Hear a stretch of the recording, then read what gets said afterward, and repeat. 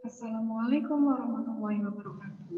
Marilah kita lanjutkan pembahasan bab 4 tentang suhu dan kalor. Untuk bagian keempat, kita lanjutkan ya. Kita akan membahas jenis-jenis perpindahan kalor. Ada apa saja jenis-jenis perpindahan kalor? Yang pertama ada konduksi. Konduksi merupakan perpindahan kalor tanpa diikuti perpindahan partikel-partikel zat tersebut. Nah, di situ pada peristiwa perpindahan kalor jenis konduksi itu yang berpindahnya kalornya saja. Partikel-partikel benda tersebut tidak ikut berpindah. Contohnya ketika kamu memanasi ujung sendok. Nah, ujung lainnya yang kamu pegang dia ikutan panas. Karena apa? Karena kalor tersebut berpindah secara konduksi. Kalornya saja yang berpindah, namun partikel-partikel dalam zat tersebut tidak ikut berpindah. Kemudian perpindahan kalor selanjutnya yaitu secara konveksi, merupakan perpindahan kalor diikuti dengan partikel-partikel zat penyusunnya. Jadi partikel-partikel pada partikel-partikel penyusun zat tersebut ikut berpindah bersama dengan kalornya. Contohnya ketika kamu merebus air, nah itu kan gerak-gerak ya, bubuk-bubuk, nah itu juga termasuk perpindahan kalor diikuti dengan partikel-partikelnya. Contoh lain, peristiwa angin laut dan angin darat, kemudian lemari es dan lampu teplok. Kemudian perpindahan panas secara radiasi. Perpindahan panas secara radiasi artinya merupakan perpindahan kalor tanpa zat perantara. Contohnya sinar matahari atau panas matahari bisa sampai ke bumi. Kenapa panas matahari sampai ke bumi itu bisa termasuk salah satu contoh radiasi? Karena ini di antara matahari dan bumi itu di sini adalah ruang hampa. Ruang hampa akan tetapi panasnya matahari bisa sampai ke bumi. Maka kan di sini nggak ada perantara. Nah, tapi tetap sampai sehingga perpindahan kalor tanpa zat perantara dinamakan radiasi. Nah, ini termasuk salah satu contoh perpindahan kalor secara radiasi. Kemudian tentang daya hantar kalor. Berdasarkan daya hantar kalornya, benda dibedakan menjadi konduktor dan isolator. Konduktor merupakan zat yang mudah menghantarkan kalor, contohnya adalah besi, baja, tembaga, dan aluminium. Sedangkan isolator merupakan zat yang sulit menghantarkan kalor, contohnya adalah karet, kayu, plastik, dan kaca. Lanjut. Selanjutnya, penerapan perpindahan kalor pada alat dalam kehidupan sehari-hari. Salah satunya yaitu kita ambil contoh termos. Nah, termos merupakan salah satu alat yang prinsip kerjanya berdasarkan pencegahan perpindahan kalor. Nah ini kenapa air panas kalau ditaruh di dalam termos dia itu panasnya awet. Kenapa? Karena termos menggunakan prinsip berdasarkan pencegahan perpindahan kalor. Nah, bagian-bagian termos ada apa saja yang dia prinsip kerjanya berdasarkan perpindahan kalor? Ada penutup termos atau sumbatnya ini terbuat dari isolator. Fungsinya untuk apa? Untuk mencegah perpindahan panas secara konveksi. Kemudian ini botol kacanya. Botol kacanya berfungsi untuk mencegah perpindahan panas secara konduksi. Kemudian di termos juga di sini ada ruang vakumnya.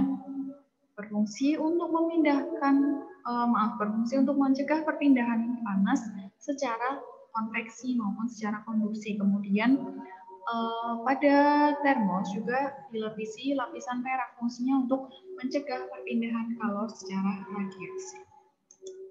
Nah, selanjutnya homeostasis.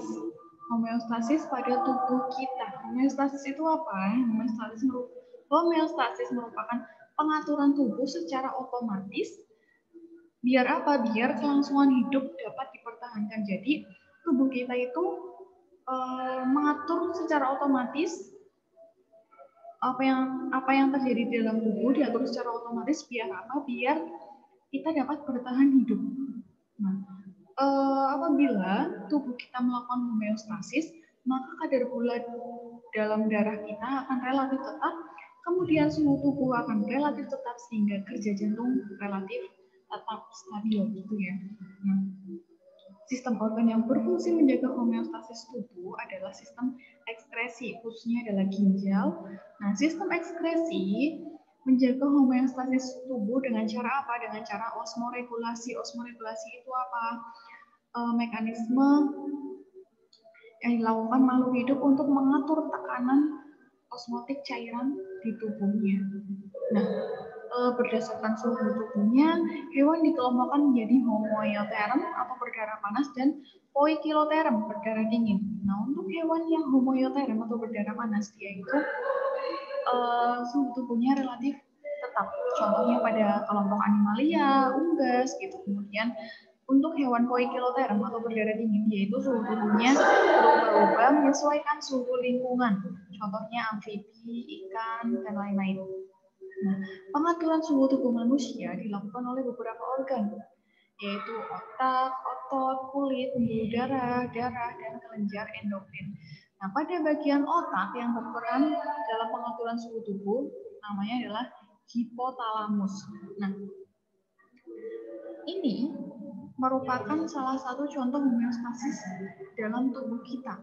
Misalnya ketika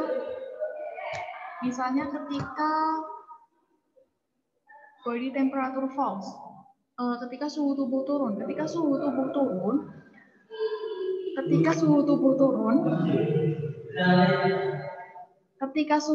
turun, atau ketika udara di sekitar kita dingin gitu ya, nah pembuluh darah kita akan menyempit sehingga kelenjar keringat yang tahan panas, sehingga kelenjar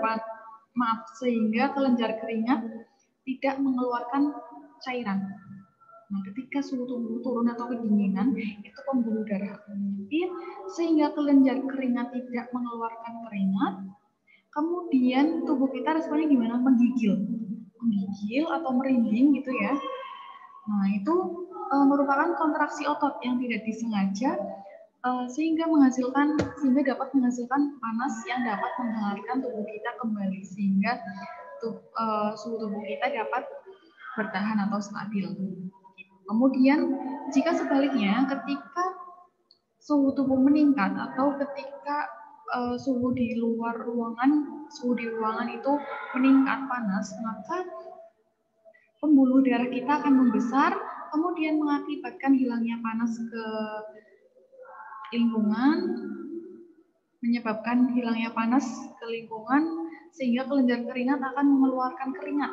Tubuh kita jadi berkeringat. Nah, ketika keringat tersebut keluar, maka panas akan hilang dari tubuh sehingga suhu tubuh kita relatif stabil. Begitu, itu saja yang saya sampaikan. Semoga bermanfaat. Wassalamualaikum warahmatullahi wabarakatuh.